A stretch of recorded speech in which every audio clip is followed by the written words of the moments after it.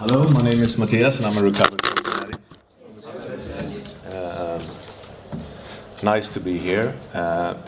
Swedish is my first language, so I'm not a retard or slow when I'm speaking because I have to translate it in my head before I say it. So sometimes I don't know the words, and I have real difficult to say. I can't see the difference between shoes and shoes you have on your feet, and if I have to choose something. And sheep is the same.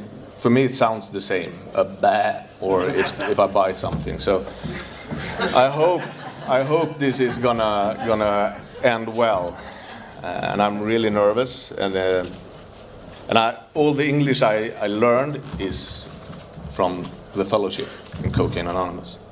And before I got here, I couldn't speak English, so I just practiced this a couple of years. So I hope you will understand what I'm going to say. I saw yesterday that I'm going to speak about the problem. I don't think that's a nice idea to stand here for 1 hour and talk about the problem. It's in the past. I get on with it. So I'm going to just tell you what it was and how it is today and what I've done.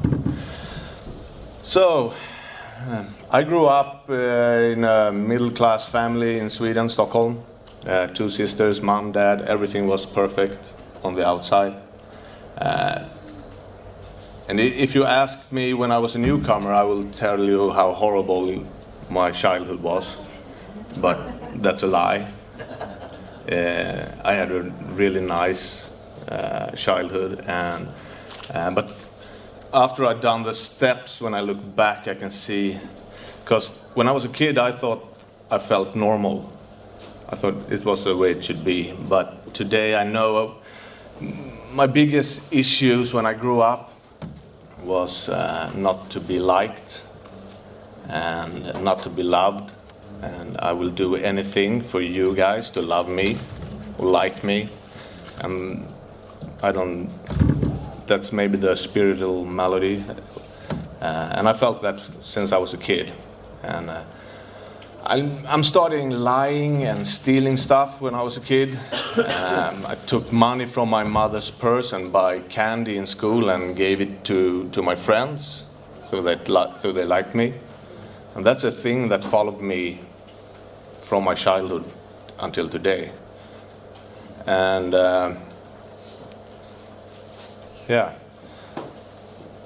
I started doing bad things when I was a kid.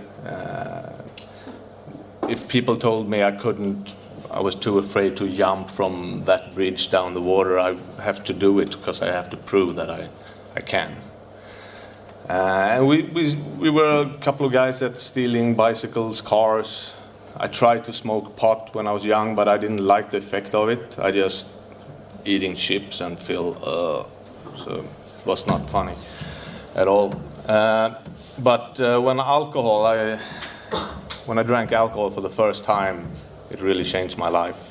It was that feeling. I can still remember it until today. What happened, I don't used to share this so much, but I promised my sponsor I would do it. When I was 13 years old, we robbed a lot of taxis when we were young, because get money and buy liquor. And I was the only guy with a knife that night, and we robbed this taxi driver, and he didn't want to get robbed, of course. So he started chasing us, and I stabbed him in the neck, and he died. And I got caught and was sentenced 3.5 years to a psychiatric unit, a school. So I was locked up a long time in that age. When I was released, and sent to high school, I was 2 years older than the other guys, and I had this rumor in my neighborhood that I was a really, really bad guy, but that wasn't true. But I tried to live up to that rumor. So I did a lot of crazy stuff, and things went on. I didn't know about addiction at all at that time. I tried amphetamine. A friend of mine had bought some amphetamine, and he put that in everybody's beer. And we played football for like 12 hours that summer. And I was so in love with it. So, and ever since, there was no fun to drink without amphetamine. And I really, really loved it. And yeah, we were living like that. We were drinking beer, doing amphetamine on the weekends, and did stealing cars, breaking into houses, and people were going to prisons. Not me in that stage, but what happened was I started to use more and more, and my friend started to sell cocaine, so he introduced me to cocaine. And I got together with his little sister, so that was really good. So my drug dealer, I was living with his little sister, so that was perfect. And I really loved cocaine, and I loved everything about it. I snorted at this time, so I got to a jeweler that made me a straw in gold, so with my name on it. So I loved everything about it. What happened was, and we were living like rock and roll stars. I think it was really fun. I did a lot of skateboarding and snowboarding, and partying on the weekends and living life. I got a contract in snowboarding, going over to Norway and go professional. Which I did. But in Norway, it's quite hard to get cocaine. So I decided to stop using cocaine.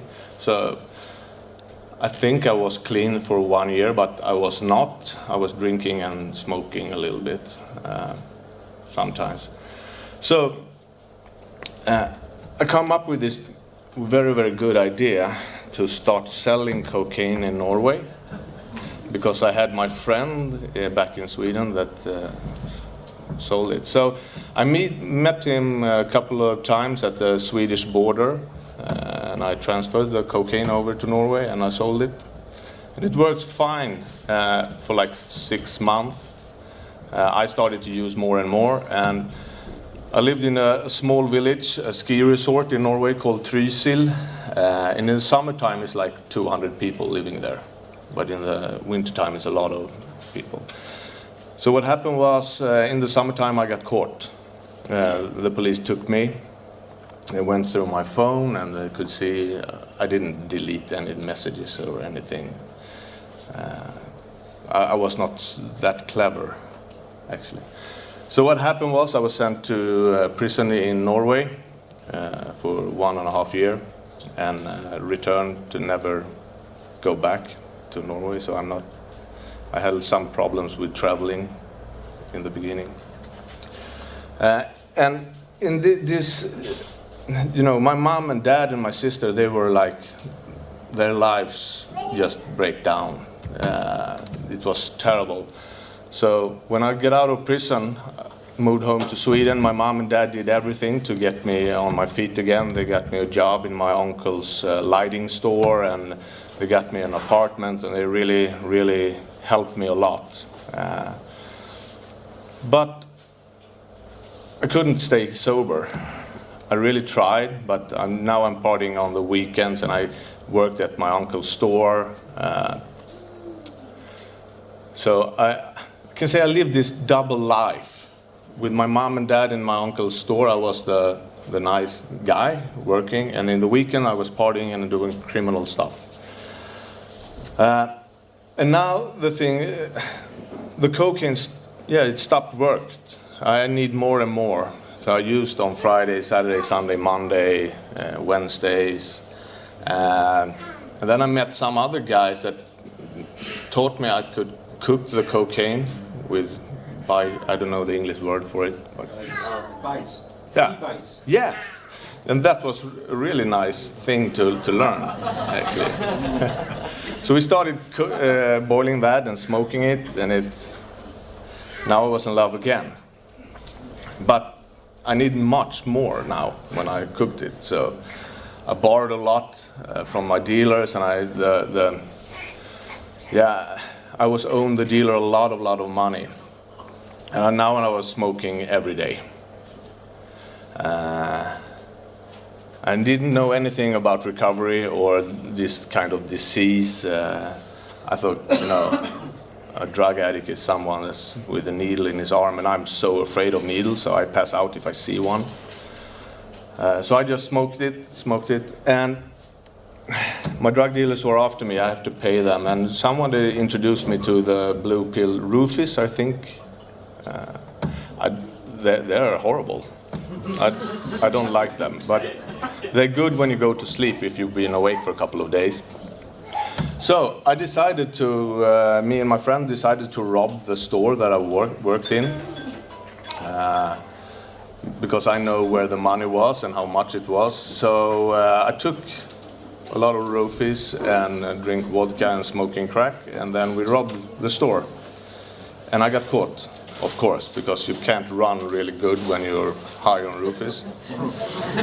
So I took the money and end up in jail. And in jail, I don't know if you have the people that work in jails. We have those who help sick people, and you have the guards. And the people that help sick people, like me, came into my cell, and they said, you're too sick to go to prison. I don't know if you noticed that, but we noticed that, they said. So in court, they sent me to a treatment center. So I was locked up there for 1 year instead of going to prison. And I thought, that's an easy way out. So I ended up at this treatment center, and they introduced me to the 12-step program. And I lied a whole year through this treatment, because they talked about God and these steps, and I thought, I'm going to do these steps, I'm going to become a cucumber, or it's this cult thing. And they had this bus going from the treatment center to different kind of meetings, all the other fellowships. I couldn't really relate. But I heard things about the sponsor, so in treatment I said I had a sponsor and worked the steps, and I just lied through all of it because I was too afraid to actually get help.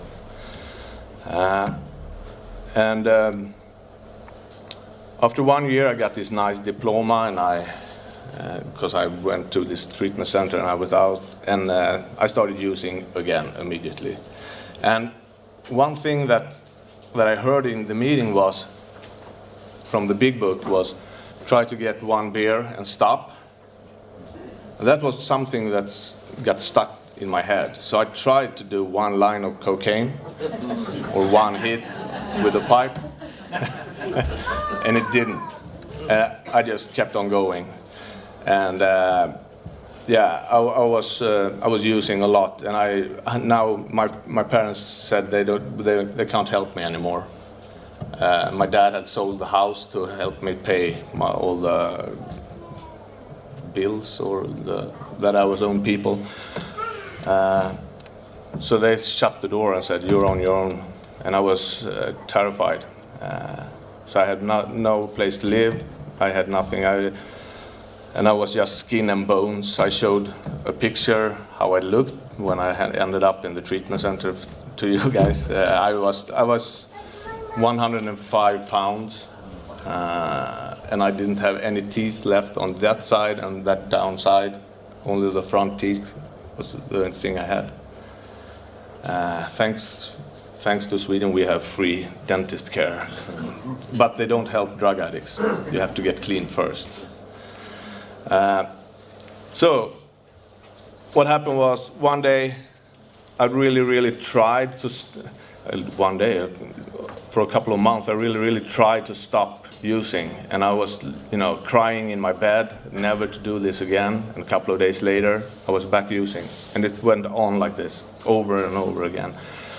and I didn't know how to do it. So I phoned my therapist up and said, can we have a meeting? I really need to stop. And he met me at this coffee shop, and he told me, I heard about the fellowship called Cocaine Anonymous. I never been there, he said, but I heard it. And they have one meeting on Thursday night in Sweden. So I think you should go there.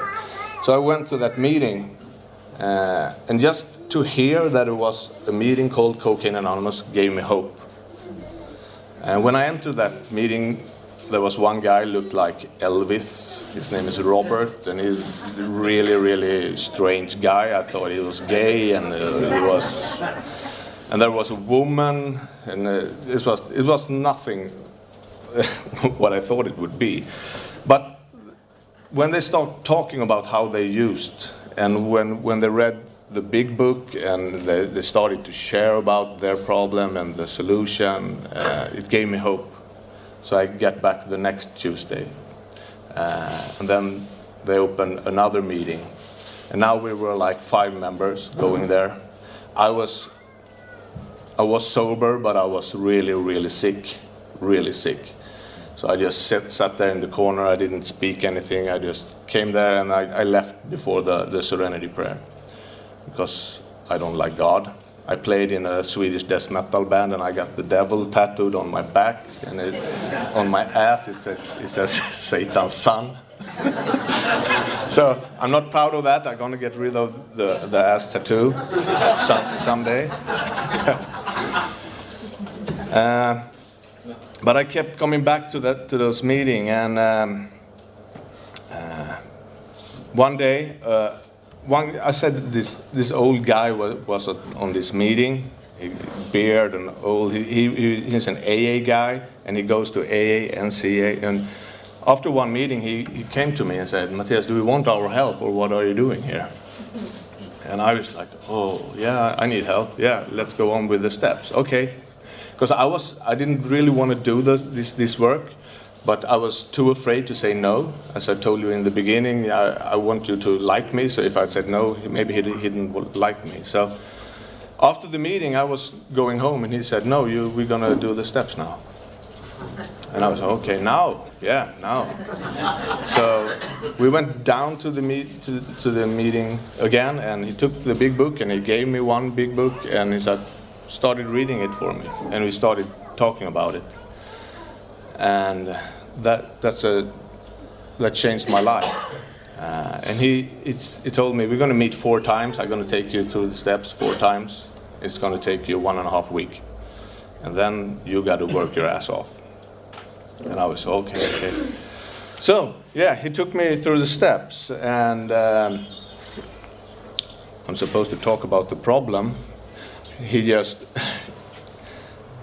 When we talked about step 1, he was convinced that I was a drug addict. I didn't really know what it was, but he just said, when you start using, can you stop? No, I cannot. And how do you feel when you're sober? And I feel terrible. And I'm more sick when I'm sober, because that's when I get out and get high. And I don't have the power to say no. Even if I'm lying in my bed and I cry, and I promise myself and everybody else I'm never gonna drink or use again, I do it. So when he explained that, and we talked about it, it came quite clear that, okay, I'm gonna die if I don't do the rest of the steps. And then the rest of the steps were quite easy because I was so afraid to get out using again. But then after step 1, it's this God thing. And there I have had really, really, really problems. But he just he laughed at me and said, you already have a belief, otherwise you wouldn't be in this meeting. You think Cocaine Anonymous can help you? Yes. Yeah, good. Now we go on to step 3. And that was a tricky part, because we read this 3rd step prayer, and I really didn't like it. But he said, yeah, I was willing to do it, and then I get home. He said, a good thing is to read that every morning, every night, and I did it. But I duct taped my window in my small apartment so the neighbor couldn't see me put the hands together, and I tried to change the word God to my favorite football team in Sweden, or, I tried, but the thing is, I really tried. And, yeah, we can laugh about it now. But it was really, really hard, and it was really scared. I was really scared. And then he handed me an inventory paper and said, okay, write down every people, everything you harmed about. And he said to me, you have 2 days. Because if I don't say anything, it's going to take you a half a year. If I tell you 1 month, it's going to take you 1 month. So I say 2 days. So I started writing, and it was quite easy actually to write, because I was really pissed off on everybody. The different part was to pray for them was really, really hard. I told him actually that I had prayed for them, but I lied. I had. And the tricky part was to see what my point is. And he helped me that, and came quite clear. And ever since I was a child, I had my dad on it a lot of times, because he asked me to help him cut the grass and at home, and I never said no. But then I went to other people and told me how stupid my dad was, and he said, try to say no, and I never done that, and try to be honest. And then all the fears, what people would think about me, and not looking good, and fear to do failure and everything. The fear list was massive, how scared I was. And it was a really wake-up call when I handed that over in step 5. It really was, and I felt so empty, and I was really, really scared actually after I handed over. I didn't know what I had become. And then we went on with the steps, 6 and 7. Do I want to be that kind of guy? No, I don't want that to be that kind of guy. I want to move on. And then to the amends part, that was very, very hard. I did the easiest one first, and I didn't want to pay back the money I owe people, and I don't want to apologize to people that I hurt. The easy one I wanted, and I didn't want to pay back the money that I owe my uncle for the robbery, because I think I've done my part. I was in prison, and so I think I've done enough. My sponsor had another view of that, and it actually took me 2 years in the program before I could face my uncle again. They didn't want to have anything with me to do, but something was eating me up from the inside. And there was a lovely workshop yesterday about this, relationships and the sex thing. I will come to that a little bit, because I'm going to talk about the problem, and I would lie here if I said I've done the steps fast and then now I'm problem free. That would be a lie. What happened was, after a couple of years, I looked at some old members in CA. They didn't go to a lot of meetings. I think they didn't work with others. And so I thought that, okay, I don't need to go to meetings either. And I don't need, step 11 is quite, why meditate? I pray on a little bit sometimes. And, starting working the steps backward, as we talked about yesterday. And what happened, I didn't get out in using, but I started using other things, the females. And when I looked at the girl, I love her immediately. And I started and I felt really, really sick about it, because this was only for the hunt. And when I got that girl, I felt, get away with her, next one. And I got a girl, we got married, and I was really, really strange for a couple of years in recovery. We got one kid, we got another kid. She went to Koanon, and that really fucked things up. It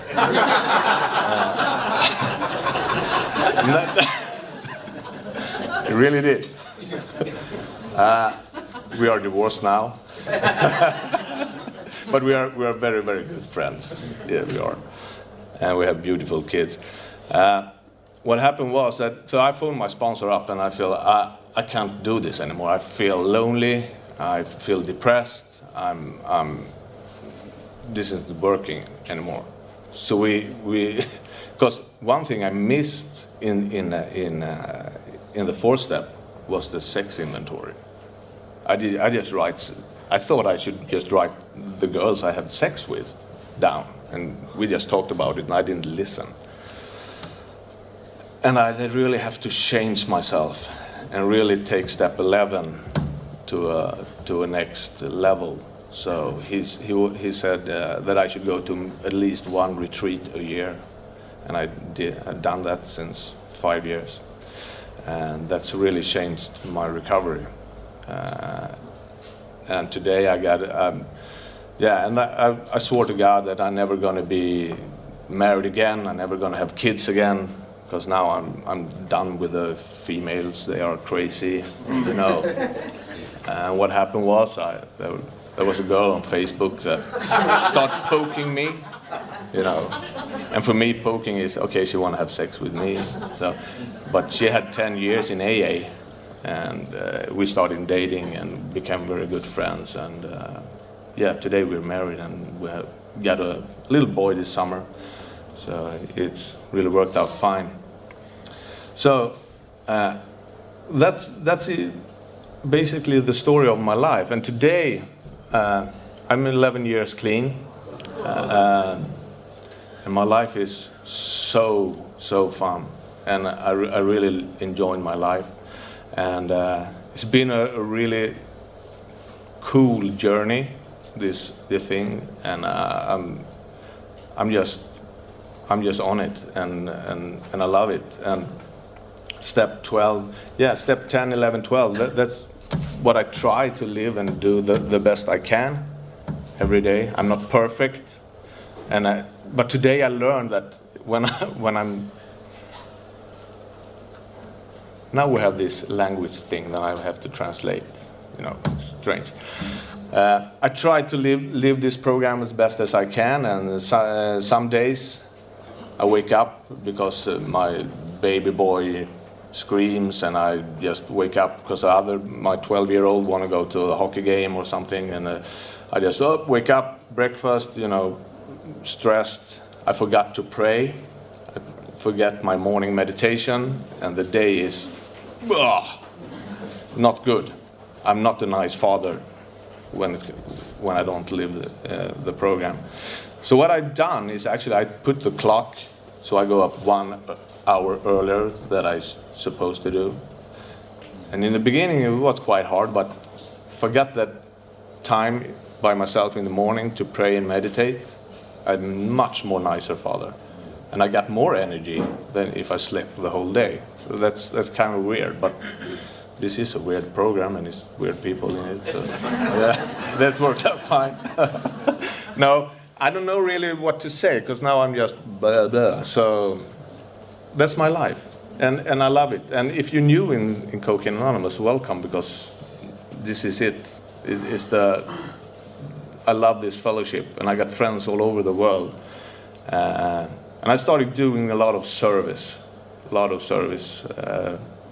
starting to open meetings, making coffee, being a GSR, a delegate, area chair.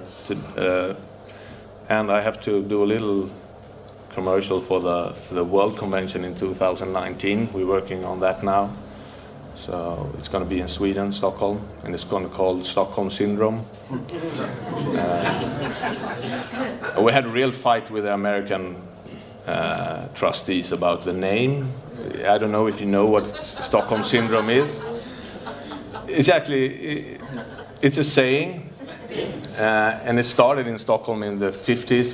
There were a couple of bank robbers that took hostages, and they took them for hostages for like a week in this bank wall, and it ended up that one of the hostages got in love with one of the bank robbers, and they are actually still married today and have kids. So And the American people, they didn't understand. Well, bank robbers, and that's not. Yeah, but if you look at it in another point of view, you know, at first they were afraid, and now they love each other, and that's like the Cocaine Anonymous. When I came here, I was so afraid, and now I love it. So thank you.